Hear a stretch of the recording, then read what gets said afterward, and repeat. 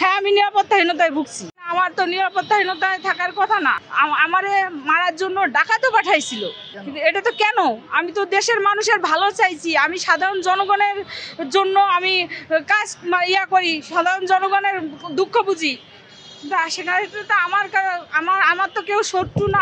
আমি তো কাউরি শত্রু হিসেবে দেখি না। আমি তো মানুষকে ভালোবাসি, মানুষের পাপ কাজকে ঘৃণা করি, মানুষের ভালো কাজকে অবশ্যই সম্মান করি। আমার তো কারোর সাথে শত্রুতা না যে আমার নিরাপত্তাহীনতায় আমি ভুগছি। আমি আইনজীবী, তা আইনজীবীরা যদি সত্য কথা বলে বা কারোর সম্বন্ধে কিছু বলে, তাদের গুলি করে মারার হুমকি দেওয়া হয়। কেন সেটা? এই হুমকিটা কেন? মানে কেউ যদি করে, আইনজীবীদের তো হুমকি দেওয়ার কথা না। কারণ আমি অন্য সবার থেকে আমি ভিন্ন। আমি যখন বিচারক, তখন আমার কাছে সবাইকে সমান চোখে দেখি। সেটা আমার মার ক্ষেত্রে হোক, আমার ছেলের, সবার ক্ষেত্রেই সম্ভব। রাষ্ট্রের কাছে আমি আমার নিরাপত্তা চাই, আমার বাচ্চাদের নিরাপত্তা চাই।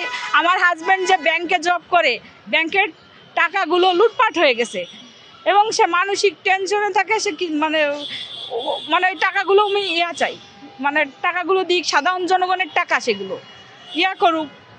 আমিও কিছু করতে চাই দেশের জন্য, দেশের মানুষের জন্য করতে চাই ভালো কিছু। আমি দেশের মানুষের জন্য, উন্নয়নের জন্য কাজ করতে চাই।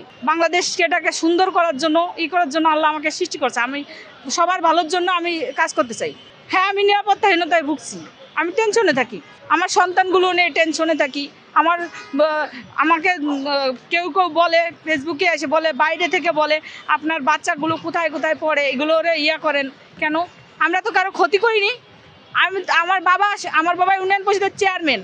আমার বাবা কোনোদিন কেউ বলতে পারবে না যে কারো ক্ষতি করছে উপকার ছাড়া। সে 40 কেজি, সে একটা সৎ মানুষ। 40 কেজি গম 38 কেজি হলে সে মেম্বারদের ধরে কেন গরিবের হক নষ্ট করো? আমি তার সন্তান। আর সত্য কথা বলতে গেলে পিছনে শত্রু লাগবে। এই পৃথিবীতে ভালো কাজ করতে গেলে সৎ মানুষদের পিছনে, সৎ মানুষের দুইটা জিনিসের সাথে লড়তে হয়।